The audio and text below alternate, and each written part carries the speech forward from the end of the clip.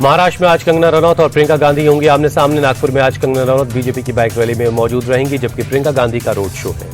महाराष्ट्र में केंद्रीय गृह मंत्री अमित शाह का आज तूफानी चुनावी दौरा। गढ़चिरौली, वर्धा, नागपुर ग्रामीण और सावनेर में जनसभा करेंगे। यूपी के सीएम योगी आज महाराष्ट्र में 3 सभाओं को संबोधित करेंगे। कोल्हापुर, कराड़ और भोसरी में रैली। एआईएमआईएम चीफ ओवैसी का मालेगांव की जनसभा में पीएम मोदी पर डायरेक्ट अटैक। कहा, अब मोदी चाहते हैं वक्फ की जमीनें कैसे छीन ली जाए।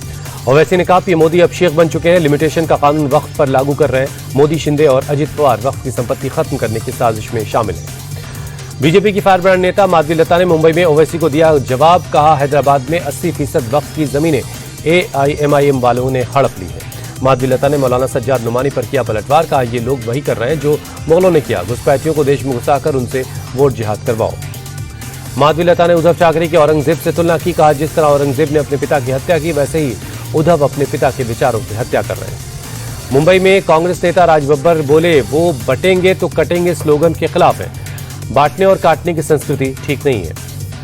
नागपुर में चुनाव प्रचार के दौरान दिखा राहुल गांधी का अनोखा अंदाज। एक पोहे वाले की दुकान पर पहुंचकर राहुल गांधी ने पोहा बनाया। राहुल गांधी ने दुकानदार से पोहे की रेसिपी सीखी, पोहे में तड़का लगाया और जब पोहा तैयार हुआ तो उसे प्लेट में सर्व भी किया। राहुल गांधी के दुकान में आने पर दुकानदार ने जताई खुशी।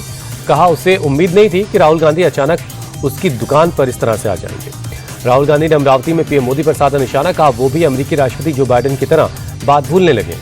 राहुल गांधी का पीएम मोदी पर आरोप। कहा, हम कहते हैं देश संविधान से चलेगा, प्रधानमंत्री कहते हैं ये खोखली किताब है। महाराष्ट्र के शिरडी में प्रियंका गांधी ने जनसभा को संबोधित किया। पीएम मोदी और गृह मंत्री को जाति जनगणना करवाने की चुनौती दी।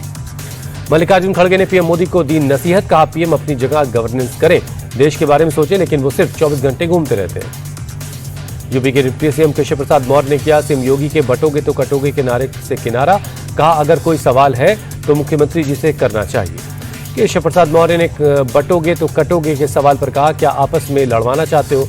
हम सब लोग मिलकर प्रदेश के लिए काम करते हैं। यूपी में गाजियाबाद में सीएम योगी ने बटेंगे तो कटेंगे का इतिहास समझाया।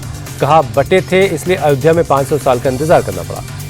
गाजियाबाद के विजयनगर में सीएम योगी ने करीब 1.5 किलोमीटर लंबा रोड शो किया। उपचुनाव में बीजेपी उम्मीदवार संजीव शर्मा के लिए वोट मांगे।